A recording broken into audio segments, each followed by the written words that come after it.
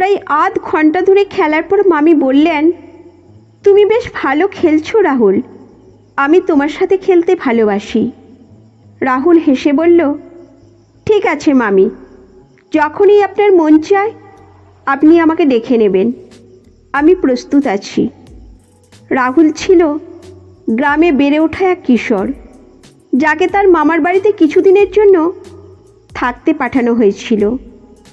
মামা বিদেশে কাজ করেন এবং বছরে একবার বাড়ি আসেন, তাই বাড়ির সব দায়িত্ব মামির কাঁধে। মামির খুব শখের ছিল তার ফুলের বাগান। রাহুল মাঝে মধ্যে বাগানে কাজ করত, মামির সাথে সময় কাটাতো। একদিন রাহুল দেখল মামির বাগানে কিছু ফুল গাছের মাটি শুকিয়ে গেছে। সে নিজের দায়িত্ব মনে করে পানি দেওয়ার সিদ্ধান্ত নিল। প্রায় আধ ঘন্টা ধরে সে বাগানকে সতেজ করতে মাটি ভিজিয়ে দিল।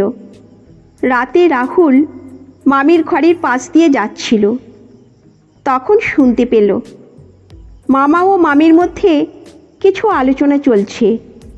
মামি মৃদু কণ্ঠে বলছিলেন, তুমি তো বিদেশে থাকলে আমি একা হয়ে যাই।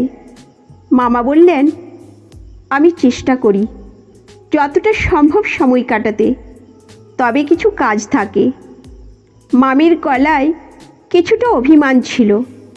তুমি বছরে একবার আসো, তবুও যেন ঠিকমতো সময় দিতে পারো না। আমি এখন একা কার সঙ্গে সময় কাটাবো? মামা হাসি মুখে বললেন, খেলতে চাইলে তুমি রাহুলের সাথে খেলো, সে তো এখন বড় হয়ে গেছে। পরদিন সকালে রাহুল বাগানে কাজ করছিল। মামি এসে বললেন, রাহুল, তুমি কি একটু খেলা করবে আমার সাথে? রাহুল কিছুটা লজ্জা পেয়ে বলল, মামি, আমি তো এখন আর ছোট নেই, আপনি সত্যিই আমাকে খেলতে বলছেন?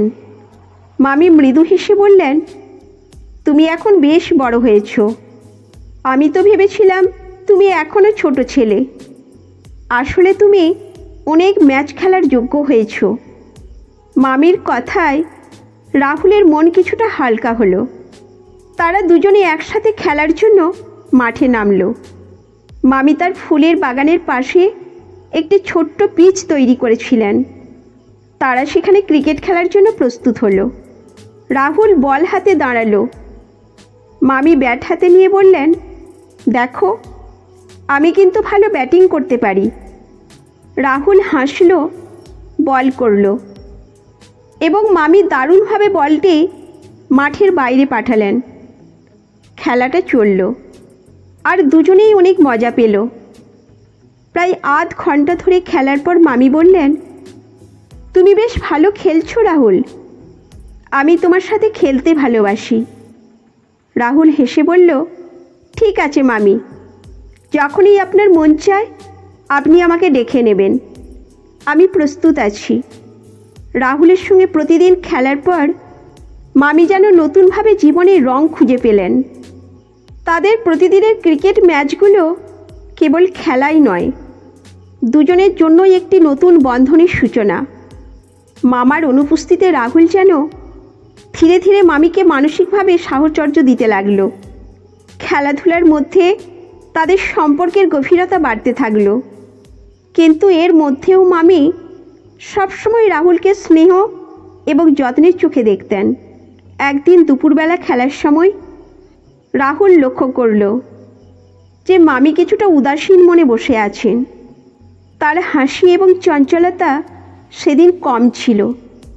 রাহুল জিজ্ঞাসা করল, মামি, আপনি কি কিছু নিয়ে চিন্তিত? আজ আপনার মনটা ভারী লাগছে। মামি মৃদু হেসে বললেন, না রে, তেমন কিছু না, শুধু মাঝে মাঝে একা থাকলে কিছু পুরনো কথা মনে পড়ে যায়। তুই থাকলে আমার দিনগুলো সুন্দর কেটে যায়। কিন্তু তোর মামা তো বেশিরভাগ সময় বাইরে থাকেন। রাহুল কিছুটা অসহায় বোধ করল। সে বুঝতে পারছিল যে মামি একজন জীবন্ত প্রাণবন্ত মানুষ হলেও তার ভেতরে একটা অভাব রয়েছে, একটা একাকিত্ব যা সহজে মেটানো যায় না। রাহুল তখন মামিকে সান্ত্বনা দিতে বলল, মামি, আপনি একা নন, আমি সবসময় এখানে থাকব, আর খেলাধুলার জন্য তো সবসময় তৈরি আছি। মামির মুখে মৃদু হাসি ফুটে উঠল। তুই খুব ভালো ছেলে রাহুল, তোর সঙ্গে সময় কাটাতে পেয়ে আমি সত্যিই আনন্দিত। পরের কয়েকদিন ধরে তাদের খেলাধুলা আরও জমে উঠল। তবে এর মাঝেও রাহুল অনুভব করল যে মামি মাঝে মাঝে গভীরভাবে চিন্তিত থাকেন। তার চোখে একটা অজানা দুঃখ লুকিয়ে থাকে, যা তিনি সরাসরি প্রকাশ করেন না। একদিন যখন তারা খেলা শেষ করে ঘরে ফিরছিল, মামি হঠাৎ বললেন, রাহুল, তুই কি ভাবিস কখনো জীবন এতটা সহজ নয় যেমনটা আমরা ছোটবেলায় ভাবতাম? বড় হলে সব কিছুই পাল্টে যায়। রাহুল কিছুটা অবাক হয়ে বলল, কেন মামি, আপনি কি বলতে চাইছেন? সব ঠিক আছে তো?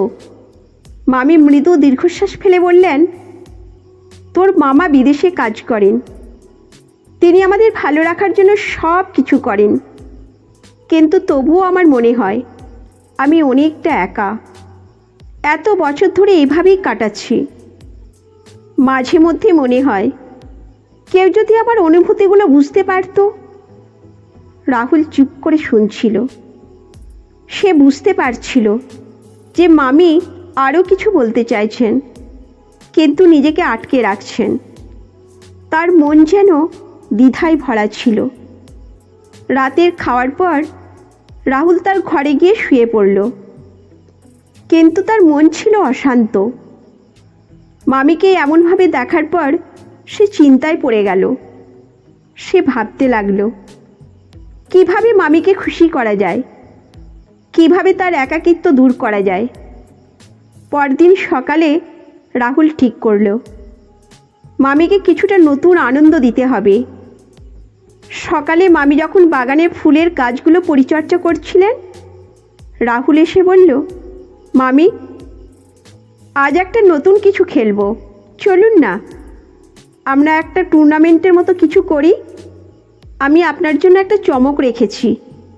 মামি অবাক হয়ে জিজ্ঞাসা করলেন, কী চমক রাহুল? কি করছিস তুই? রাহুল হাসল। আপনি অপেক্ষা করুন, আমি সব ব্যবস্থা করছি। আজকের দিনটা আপনার জন্য একটু বিশেষ হবে। মামি কিছুটা আশ্চর্য এবং আনন্দিত হলেন। রাহুল সেই দিনটা মামিকে আরও খুশি করার জন্য বিশেষ কিছু পরিকল্পনা করছিল, যেটা শুধু খেলার মধ্যে সীমাবদ্ধ নয়, তাদের সম্পর্ককেও এক নতুন মাত্রা দেবে।